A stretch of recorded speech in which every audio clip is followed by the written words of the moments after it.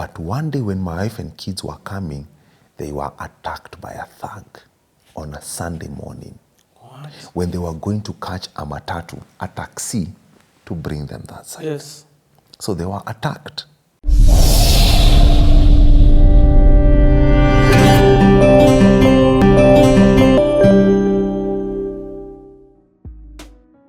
are going to the second year. Bado hatujafika. Oh. You see, God has taken care of the first year. Yeah. When Ishika, God took care of all those 3 years, but in very interesting ways. So as that year is going on, my wife operates in a river road mentality. Okay? My wife is a beast in that area. Yes, it's a beast in that area. What does that mean? That means my wife, when we landed in Cape Town, looked on how to make life work on the cheapest way possible. This is where you buy food at the cheapest price. This is where you buy fruits at the cheapest price. These are the supermarkets that have deals. These are the markets you go. These are the market days. My wife just understood that. Concerning her fashion, she bounced into some Burundians and Tanzanians in Cape Town, in a place known as Weinberg. And so she got to a place where I don't need to be doing this tailoring anymore. I can work with these people, get into a deal, then I'll be able to move products. And so with that, my wife had carried some materials when we went to South Africa. And so using those materials, she had things made. That machine in the house was for any repairs that were not well done. It was purely to tighten a look if things were not done to her standards. And she would do markets in Cape Town, across Cape Town. Rondebosch, Cape Town, all the way up to Somerset West. We would do Fish Hawk. My wife was just doing markets, left, right, center, selling beadwork and fashion. Is that making sense? So moving into the second year, my wife's business was paying rent. Oh, he only paid for 1 year. What happened was when the year came to an end, he told me he's going to pay for 1 year. Yes. And true to him, when the year came to an end, God blessed him. And so the following year, he told me, I am getting a child the following year. Oh. So I will finish this year, like I said. But the following year, I have a child. And so my economics are going to change. And I went like, bro, what you have done. Thank you. And God bless you. More? What more? What more? Do you know what he told me? Dude, you don't know what you have done. Even me up to today, I don't know. He has never told me.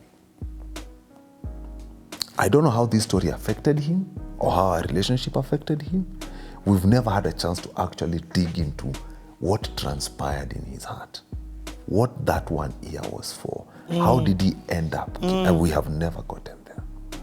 Because it is both for the giver and the receiver. So the following year, my wife's business took care of that. There was a guy who was looking... So your wife was doing like fashion. What you're wearing? Yes. Fashion. Beads, everything. Fashion, earrings, stuff, neck pieces, what? And she moved from production to understanding sourcing, and management of the yes. My wife is a river road beast. Me, I don't think like that. Me, I'm book smart. Even that 1 year that ended, I was at the top of my class. I'm going to send you my transcripts, Warren. I graduated at the top of my class at SAE. What? Bro. Because God was just taking care of things. It was for me to study. It was hard, but it was for me to study. Were you enjoying school? I really enjoyed school. Loved being in school. I thrived in school, bro. What did you feel you were learning there that you wouldn't have learned had you not gone? Like, let me give you a concept. You remember when I was talking about Musioka and EQ and compression? In that school, that concept was properly broken down for me. And I got to understand this is what an equalizer does. This is how you use it for different sounds. This is how you can use it for creatively, for additive purposes, for subtractive purposes. And my mind went like, that concept got home proper. Those things, it was one of those things, I can see that light there, but I don't know how they are joining. That school was just joining dots for me. It's, I know that, now it's joining dots. When I would watch that YouTube video, it was making sense. This is what school does to you. That concept is broken down chronologically. It's not like going on YouTube. You don't just go on YouTube if you don't have some certain foundation. You can get everything, yes, but you have to know. Yes, I get it. You have to know what you get, and you don't know what you don't know. If you don't know what you don't know, you don't know. You have to know how to get it.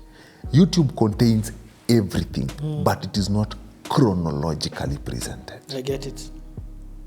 So that is what university was doing for me.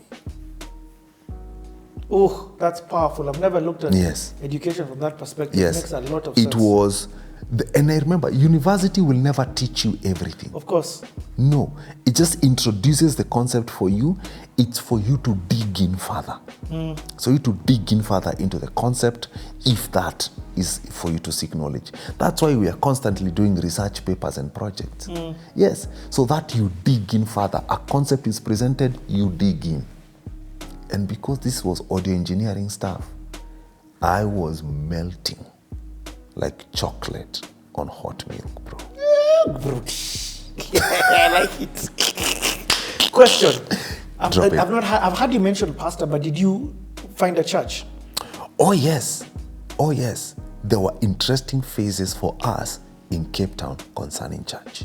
When we came there, there was a church close to us that was known as Good Hope Church. So we started going to that Good Hope Church. All right? 6 months down the line, someone from Kenya comes to a conference in South Africa. Who is this guy? David Kuria. What? David Kuria comes for a Hillsong conference. Okay. So me and David Kuria, we get to hang out in Cape Town. We get to talk, we get to exchange, we get to have a nice moment with him in Cape Town. And once we are done, David Kuria introduces me to part of leadership at Hillsong through a guy known as Stephen Giles. And he tells Stephen, get to know this guy is going to be a resource for you. And me and Stephen Giles, we connect immediately, 6 months down the line. All right? So Stephen Giles does this. Stephen Giles says, hey, let's hook up. I'll invite you guys to our place. And I'm like, awesome. Then Stephen Giles sends me a text. And he says, let's do this. Let's go to have dinner. But he has a typo on his text. Instead of saying our place, he says your place. And I get that text and I show it to my wife. And I go like, this guy is strange. Let's do dinner at your place. This guy is very, very strange. I've never had someone talk about dinner and then say it's going to happen at my place. Tell my wife, either way, this is South Africa, people are different. I respond to him and I tell him, awesome, let's meet on this day. Here is the pin for our address. And the guy says, oh my God, I am so sorry. I meant our place, but awesome, we will still come. And they came to our tiny place. Whoa. Him, his wife, and their son, who was the same age as Toria. Whoa. And we had an amazing time. Okay? They were shocked on where we were living. Yes. But we had an amazing time. Yeah, because they had Googled us, they were like, okay, sawa. So when they came, it was not based on what they had Googled. These are Jungus. These are white people. You can hear by the last name, Giles. Yes. So these are breeds. Yes. And so hang out with this guy. But living in SA? No, British background. Oh, yes, I get it. Yeah, so that means they are like fourth or sixth generation background. Yes. So I told you that white, yes. Yeah. And so I met this guy, his wife, Prohilda, of Africana background, and we really connected with this couple. So this couple, they leave, they go. A week later, Bruhilda's mom used to do tailoring. And so Bruhilda's mom says, I have these fabrics I'm not using, we can give them to Joy.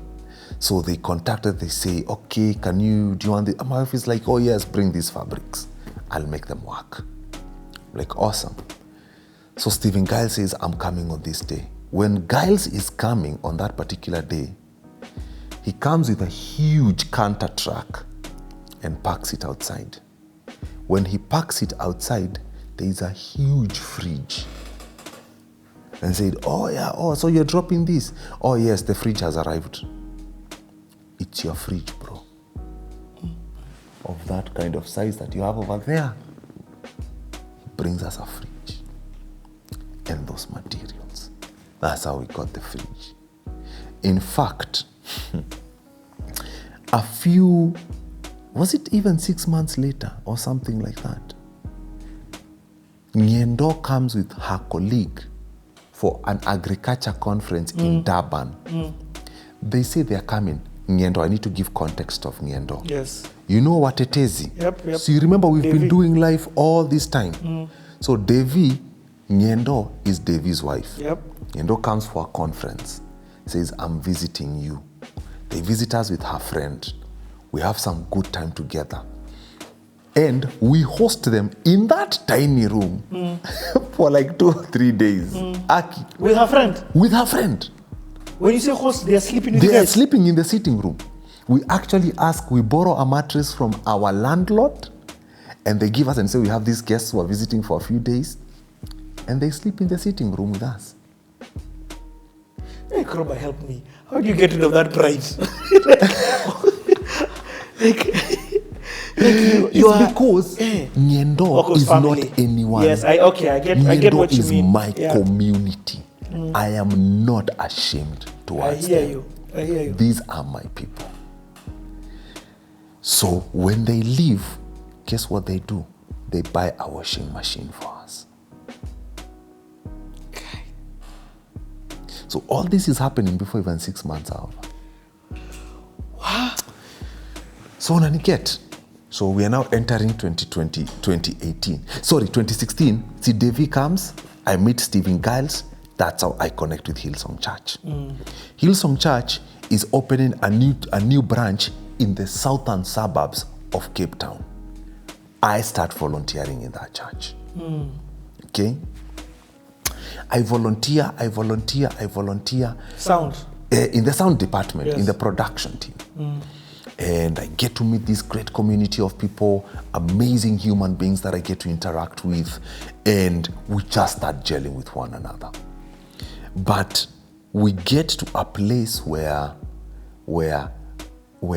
going becomes tricky, because one day, I used to go early, then my wife and kids would come later. But one day when my wife and kids were coming, they were attacked by a thug on a Sunday morning. What? When they were going to catch a matatu, a taxi, to bring them that side. Yes. So they were attacked. And so because they were attacked, thank God they were not stolen. My wife screamed, and that While thug, they were walking to the taxi? While they were walking to go take So a taxi. by the way, is what they call matatus. Is what I call a taxi, Yeah. a matatu there, yes. The combis. Those combis, there you go. So with that, it changed my volunteering capacity, because the safety of my family Comes is first. more important than me volunteering. So what did they... And what so- happened? Somebody ran up to her with... Yes, they saw them walking and they realized, oh, this woman must be weak because she has 2 young kids. Yes. And so when that guy crossed, he was just alone. When that guy crossed to do that, my wife screamed and ran into the road. Some cars slowed down. That guy noticed now things can go haywire. And Scattered. he walked on and he left them. So when my wife told me that story, I told the production team, I'm sorry guys, I can't continue volunteering because it's going to put my family at risk. And so we continued going to church, but attending I get it. and not volunteering, because it was a huge risk now. Yeah, I get it. And this is important to say, because there are people who volunteer at the cost of their own family. Make sure by the time you're making this decision, it's a grounded one and it's not costing your family. It's good to volunteer in church, but make sure you're making it on a grounded place. It's not costing your family. Believe me, if anything happens to you, that church will still go on. Hillsong, Southern Suburbs, never stopped moving. It continued. They understood the place I was in, and the volunteers continued, filling in the gap. Like I said, God has no shortage for human resources. I like that. I knew it wasn't my season for me to volunteer. So we continued with that community. The following year, my wife's business was taking care of stuff. This was very interesting. During that time, this Kenyan guy used to work for another South African guy known as Olisi. Which Kenyan guy is this now? He's known as... Just look at the Kaka guy. His name is skipping my guy. It's not Blinky Black. No.